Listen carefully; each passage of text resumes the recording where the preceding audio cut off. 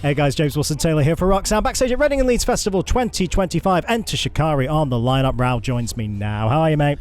I'm very well, thank you. How are you? I'm not too bad. Reading that was my jazz radio voice. I know, it's straight in. We're setting a mood. We're setting a tone here on Sunday at Leeds. Roxanne, always the smoothest interviews at festivals. Reading looked like great fun from the clips I've seen. How was that experience for you yesterday? It was beautiful. Yeah, really good. It's always one that there's extra butterflies for. You know, it's the one we went to as kids and stuff. And so for it to go smoothly, we didn't get cut off this year. Thank God. Sound system's working correctly. We like that. Yeah. So yeah, we had a great time. Yeah, really, really good. I mean, like I say, so many memories with that festival. It feels like you're very much part of the furniture at this event now. It's a proper staple, especially on a big rock day like this as well. You know the fans are going to come out swinging. It's really exciting to see you on a lineup like this. Hell yeah. No, I mean it's an honor every year really to come back, like, because it's the festival's progressing and evolving, and it's like, I mean, it's always been a varied bill, but like I love musical variation, obviously. Yeah. So it's just an honour to be back here. Yeah, really exciting. Well, I guess let's talk in terms of live stuff. I mean, live at Wembley, I guess, is the last kind of thing you guys have been putting out there into the world. Really exciting to be able to kind of celebrate and mark we've talked about this before, but what a landmark moment that was, that show. So cool to be able to document it and actually kind of have a way that fans can kind of look back on what was arguably one of the biggest moments in your career, that one right there.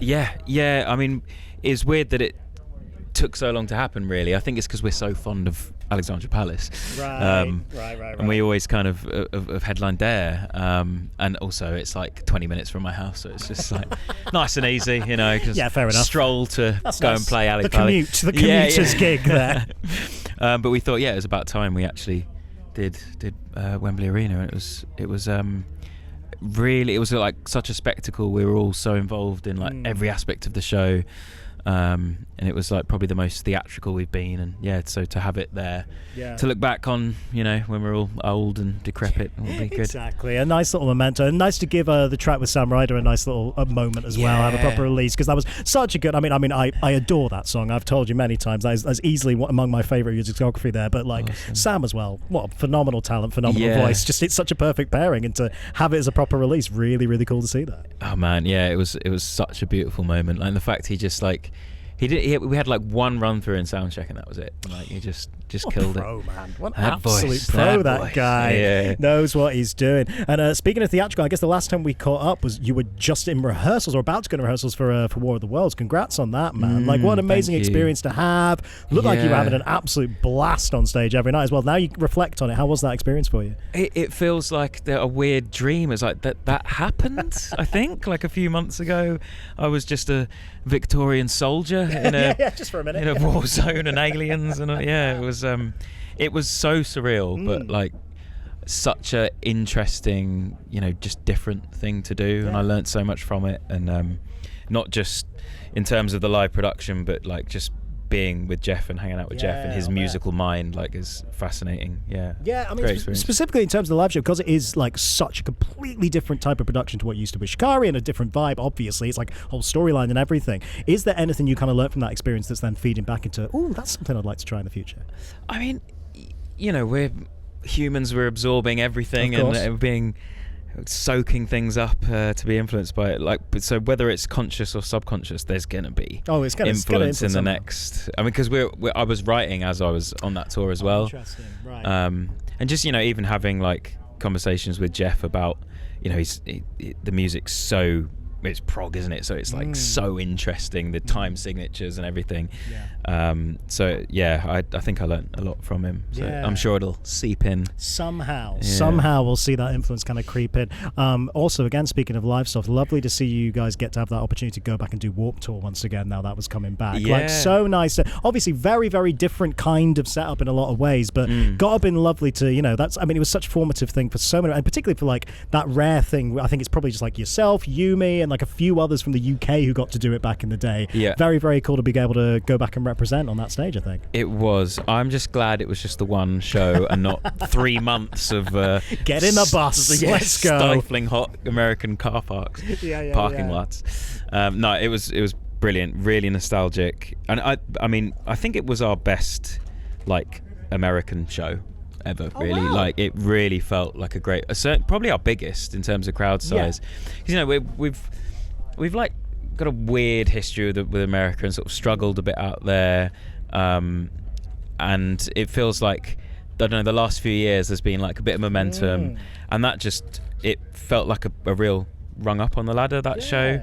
And it just all went really well, and we actually were happy with our performance, which is not, it's quite a rare thing, really. Perfectionist to the very end, and we don't mind that at all. That's a nice thing to see. No, so nice to see you guys back up on that stage. And speaking of momentum and everything, I want to mention, I don't know if you saw this, like it just came through like literally the other day, on Friday in fact, Common Dreads, you seen it's been certified gold in the UK now as of Friday. Oh really? I had no idea. Breaking the news that these things come in. It's amazing. Yes, as of Friday, BPI just reported it on Friday. Yes, that is now certified gold in the UK. Congrats, man. Hell yeah. Very, very cool. But that's another example, isn't it, of like, you know, something older in your discography keeps finding these new audiences, which is really, really lovely to see. You've got to love seeing those new fans coming through and going back and digging through the old stuff too. Yeah, the kind of, not just the age range, but just like the range of people in the audiences now is just brilliant. I love it. It's like you look out and it's like, this is humanity right here, you know. Not just 15-year-old emos like in the starting days. It's it's like really blossomed now. It's great. Really, really lovely. Well, yeah, congrats on that. Nice to see that continued success of that record. And you did mention, you know, doing some writing during that War of the Worlds stuff. How much do you want to tell us? How much have you kind of been writing? Are we working on demos yet, or is it kind of earlier stages? Well, this has been like a weird phase, because we'd normally go away for a month or however long, and just be like, heads down, we're writing a record now, and that hasn't happened. We've sort of been chipping away at things for a year, so there's a lot done, there's a lot thrown out, there's a lot restarted, rejigged.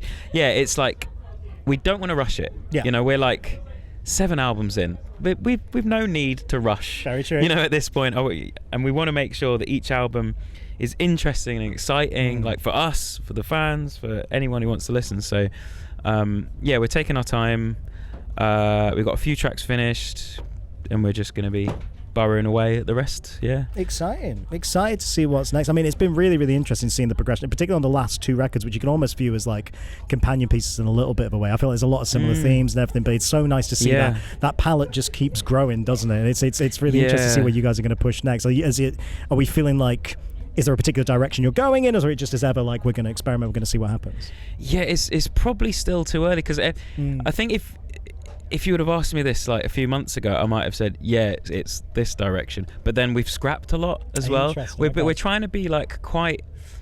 I'm about to do a big move out of London. Like, I've been in London for 15 years. And so I'm like being quite brutal and treating this as like, this is the starting of like a new life now. Like, I'm going to get rid of so much stuff that's been sat in my attic or whatever. Like, and so we're sort of thinking the same way musically. Like, let's not hold on to things if we're not like absolutely buzzing on them, and just like being quite brutal and specific, and so we'll get there, but I don't know when. Good attitude to have, though. I like that. Just let's not settle. Let's not compromise. It's very, very good. Before I let you go, you know, I saw that teasing, and I know you're probably not going to tell me anything, but it seems like this might not be the last time we see you live in the UK this year, according to Instagram stories from your official band's account. So you can tease however you want, because this will go out shortly, and I know you won't tell me the official details until embargoes are up. But that's a nice little wink that I saw on your social media. I haven't even seen this. Oh, there we go. Then doesn't even know. Fine. They're making me play another bloody show. He was going to put his feet up for the next few months. There we go. Damn it. All right. Yes, there's maybe a thing. There may be a thing. There's a little thing. I'll find out off camera. We'll see what happens. It's all good. Rao, always a pleasure. Have a great set today, mate. Genuinely looked outrageous from the footage I've seen yesterday, so very excited to see us in the flesh today, and I'm sure we'll catch up soon, all right? Thank you, brother. Good to see you. Man. Rao, everybody.